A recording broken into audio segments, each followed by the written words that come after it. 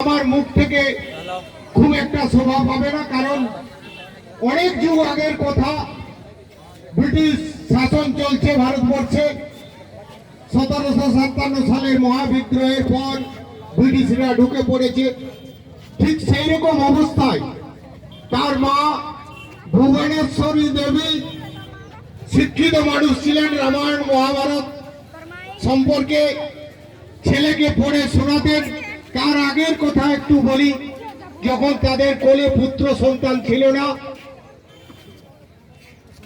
কাশীর শিব মন্দিরে তার হয়ে, তাদের পরিবারের হয়ে ফুল দেওয়ার জন্য একটা আয়া সেখানে রেখেছিলেন। প্রতিদিন নিত্য পূজায় এই দত্ত পরিবারের ফুল যেন কাশী বিশ্বনাথ অর্থাৎ মহাদেব তার চরণে লাগে, সেই আশীর্বাদে হয়তো এসেছিলেন, এই ধরাধামে অবতীর্ণ হয়েছিলেন। সেই মহাদেবের আশীর্বাদে তার ছোটবেলায় নাম ছিল বীরেশ্বর, বীরেন, আবার কেউ কেউ নরেন, বিলে। এসব নামগুলোই মহাদেবের যেমন 108টা নাম, ঠিক আমাদের এই মহাপুরুষের নামও তেমনি। সেই নামকে আজ ভারতবর্ষের মানুষ স্মরণ করে আজকের দিনে এই যুব সমাজকে তারুণ্যের যে প্রতিচ্ছবি আমরা দেখছি, এগিয়ে চলুক যুব সমাজ, তবেই আমরা পরিবর্তনশীল জগতে নতুন স্বাদ, নতুন চেতনার উন্মেষ ঘটবে। আর বিশেষ কিছু বলছি না।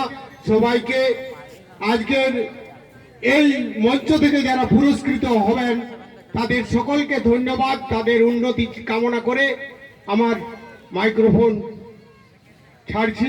সবাই ভালো থাকুন। পাথেয় করে চলতে পারবো, এই ভরসার কথা বলে রাখছি। আপনারা এইভাবেই পাশে থাকুন। রানীবাঁধ নাগরিক মঞ্চ ও টিম নিঃস্বার্থর উদ্যোগে আজ একটা বিশেষ পবিত্র দিনে 12ই জানুয়ারি, আমরা সবাই জানি 1863 সালে 12ই জানুয়ারি স্বামী বিবেকানন্দ জন্মগ্রহণ করেছিলেন।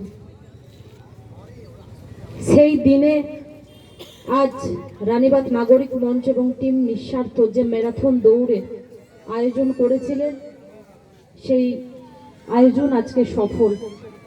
উপস্থিত আছেন এই অনুষ্ঠানে আমাদের রানীবাঁধের অভিভাবক।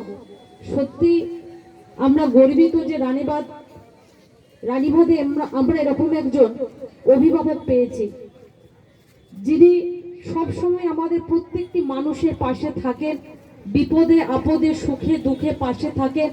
সেই রানীবাঁধে আমাদের আইসি সাহেব উপস্থিত আছেন, আমাদের রানীবাঁধ পঞ্চায়েত সমিতি সহ সভাপতি মাননীয়া সুজিতা সিং সর্দার মহাশয়া উপস্থিত আছেন, আমাদের বাঁকুড়া জেলার বনভূমির কর্মাধ্যক্ষ মাননীয় চিত্তরঞ্জন মাহাতো মহাশয় উপস্থিত, আমাদের মাস্টার মশাই এবং নাগরিক মঞ্চ এবং টিম নিঃস্বার্থের প্রত্যেকটি সদস্যদের, সর্বোপরি আজকে প্রত্যেকটি প্রতিযোগিনীদের, সর্বোপরি আমার সামনে যারা আছেন তাদের প্রত্যেককে যথাযোগ্য স্থানে আমার প্রণাম, ভালোবাসা, শ্রদ্ধা, শুভেচ্ছা জানিয়ে আমি দু চার কথা বলছি।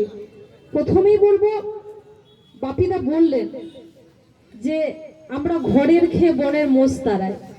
তো দাদাকে আমরা বলবো, দাদা এটারই বা কজনের মানসিকতা হয় ঘরের খেয়ে বনের মোষ তাড়াবার? আপনারা বলছেন যে আমরা কিছুই করিনি, কিন্তু আমি আজ রানীবাঁধে 2 বছর আছি। টিম নিঃস্বার্থের কাজ আমি বারবারই দেখেছি। টিম নিঃস্বার্থ যেভাবে মানুষের পাশে আছে, মানুষের সাথে থাকে, মানুষের সাথে আছে এবং আগামী দিন থাকবে, তা আমরা জানি নিশ্চিত। টিম নিঃস্বার্থ রক্তদান শিবির আপনারা দেখেছেন, আমরাও দেখেছি। কোথাও কারুর রক্তের প্রয়োজন, রক্ত না পেলে সেই রোগীটি মারা যাবে। সত্যি দাদাদেরকে রাত 12টা, 1টা, 2টা, 3টে যখনই আমরা ফোন করি, আমরা কিন্তু ফোনে পাই এবং দাদারা কিন্তু রক্তের ব্যবস্থা করে দেন, কার্ডের ব্যবস্থা করে দেন। তাই টিম নিঃস্বার্থের কাছে আমরা অত্যন্ত কৃতজ্ঞ যে আপনারা সমাজে এত ভালো কাজ করছেন, এত সুন্দর একটা কাজ করে চলেছেন, বলার সত্যি কোনো ভাষা নেই। আজকে যে সব প্রতিযোগিনীরা যারা অংশগ্রহণ করেছেন, প্রত্যেকেই খুব সুন্দর আপনারা ছুটেছেন। খেলার প্রতিযোগিতা অনুসারে ফার্স্ট, সেকেন্ড, থার্ড আছে। এবং আমরা চাই যারা আজকে অনেক বাচ্চা ছোট ছোট ভাই, ছোট ছোট বোন অংশগ্রহণ করেছে, আর সেটা সম্ভব হয়েছে টিম নিঃস্বার্থের জন্যই কিন্তু সম্ভব হয়েছে। আমরা দেখেছি তাদের দৌড়, আমরা দেখেছি তাদের অক্লান্ত পরিশ্রম। আখুটা ছেলেদের শুরু হয়েছিল আখুটা মোড় থেকে রানীবাঁধ হাই স্কুল, এবং মেয়েদের শুরু হয়েছিল চোঙার মোড় থেকে হাই স্কুল। সেসব ফার্স্ট, সেকেন্ড, থার্ড প্রতিযোগীদের আমরা পেয়ে গেছি। এবং তাছাড়াও যারা অংশগ্রহণ করেছিল আমার ছোট ছোট ভাইয়েরা, বোনেরা, খুব ভালো হয়েছে। আগামী দিন আরো ভালো হবে। তোমাদের দীর্ঘায়ু কামনা করি, তোমরা ভালো থাকো, ভগবানের কাছে এটা প্রার্থনা করি। এইভাবে তোমরাও টিম নিঃস্বার্থের পাশে থাকো, আর টিম নিঃস্বার্থেরও দীর্ঘায়ু কামনা করি। টিম নিঃস্বার্থ যাতে সারা জীবন মানুষের পাশে এইভাবে থাকতে পারে, মানুষের উপকারে লাগতে পারে। আমরা অত্যন্ত গর্বিত টিম নিঃস্বার্থকে রানীবাঁধে পেয়ে। প্রত্যেকে ভালো থাকুন, সুস্থ থাকুন। এই একটি কথা বলে প্রত্যেককে যথাযোগ্য স্থানে আমার প্রণাম, ভালোবাসা, শ্রদ্ধা, শুভেচ্ছা জানিয়ে আমি আমার কথা শেষ করলাম।